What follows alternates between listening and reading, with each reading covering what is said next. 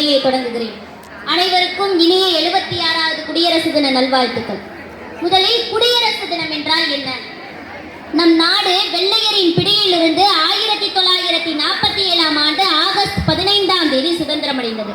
அந்நாளில் இருந்து இந்நாட்டிற்கான இந்திய அரசியலமைப்பு சட்டத்தை உருவாக்கும் பணி டாக்டர் அம்பேத்கர் தலைமையில் ஒப்படைக்கப்பட்டது. இதனை உருவாக்க 2 வருடம் 11 மாதம் 18 நாட்கள் எடுத்துக்கொள்ளப்பட்டது. இந்த இந்திய அரசியலமைப்பு சட்டம் நிறைவேற்றப்பட்ட ஆண்டுதான் 1950 ஜனவரி 26 தான் நாம் இன்று குடியரசு தினமாக கொண்டாடி வருகிறோம். இந்த நாளுக்காக உயிர் நீத்த தியாகிகள் அளவற்றவை. ஆனால் அவர்களை தியாகிகள் என்று கூற முடியாது.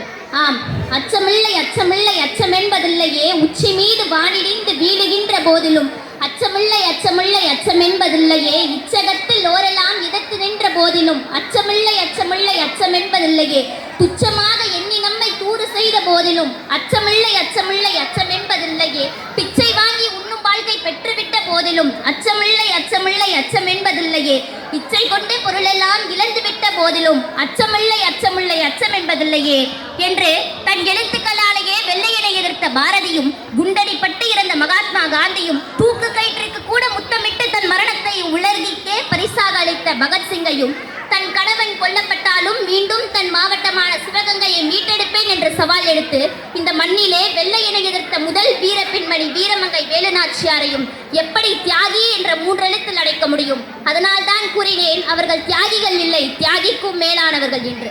சிறையின் படியேறி தடியில் அடிவாகி யுத்தம் செய்து ரத்தம் சிந்திய தலைவர்கள் அனைவரின் சிந்தையிலும் நிரம்பி இருந்தது என்ன தெரியுமா? நம் அடுத்த தலைமுறையாவது சுதந்திர காற்றை சுவாசிக்கட்டுமே என்ற எண்ணம்தான். ஆனால் இன்று உழவர்களுக்கு அணிய கூட ஆடை பற்றாக்குறை, குனிய கூட குடிசை பற்றாக்குறை. ஓடப்பராயிருக்கும் ஏழையப்பர் உதயப்பர் ஆகிவிட்டால் ஓர் நொடிக்குள் ஓடப்பர் உயரப்பர் எல்லாம் ஒப்பப்பர் ஆகிவிடுவார், உரைப்பா நீ என்றார் பாவேந்தர் பாரதிதாசன்.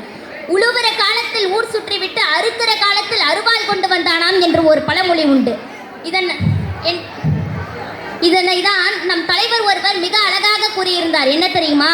நான் மட்டும் அரியணையில் அமர்ந்தால் முதலில் அன்னசத்திரம் அனைத்தையும் கூட செய்திருப்பேன், ஏனென்றால் உழைத்தால் தானே உலகம் கையில் கிட்டும் என்றார். நாம் விவசாய நாடு என்று பெயர் பெற்றுவிட்டோம். ஆனால் விவசாயத்திற்கு தேவையான தரமான உணவுப் பொருளை இன்னும் பெறவில்லையே. நாம் விடுதலை நாடு என்ற பெயர் பெற்றுவிட்டோம். ஆனால் வல்லரசு நாடு என்று பெயர் பெறவில்லையே. நாம் சுதந்திர நாடு என்று பெயர் பெற்று இன்று சுவாசிக்கவே திணறுகிறோம். ஏன் தெரியுமா? மரத்தை வெட்டினோம், மழை நின்று போச்சு. மண்ணில் மாசு சேர்த்தோம், இன்று மருத்துவ செலவும் கூடி போச்சு.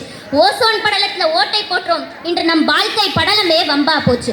ஒரு காலத்தில் நம் நாட்டை பொன் விளையும் பூமி என்றார்கள். ஆனால் நாமோ குடிக்கின்ற தண்ணீரை கூட காசு கொடுத்து வாங்கும் அவல நிலையில் உள்ளோம்.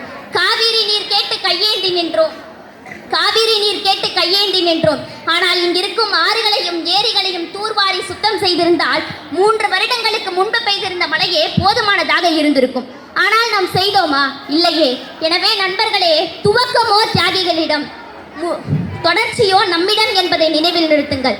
எனவே நம் தியாகிகள் பட்ட வேதனையை நினைவில் கூர்ந்து நம் முன்னாள் ஜனாதிபதி அப்துல் கலாமின் கனவை நிறைவேற்ற வேண்டும் என்று இந்த 76வது குடியரசு தினத்திலே கூறிக்கொண்டு விடைபெறுகிறேன். நன்றி, வணக்கம். அடுக்குமொழியில் சுதந்திர காற்றை சுவாசிக்க தங்களுடைய சுவாசத்தை தந்து சென்ற முன்னோருடைய தியாகத்தை சிறப்பான முறையில் பேசி சென்ற சாதனா அவர்களுக்கு நன்றி. சாதனா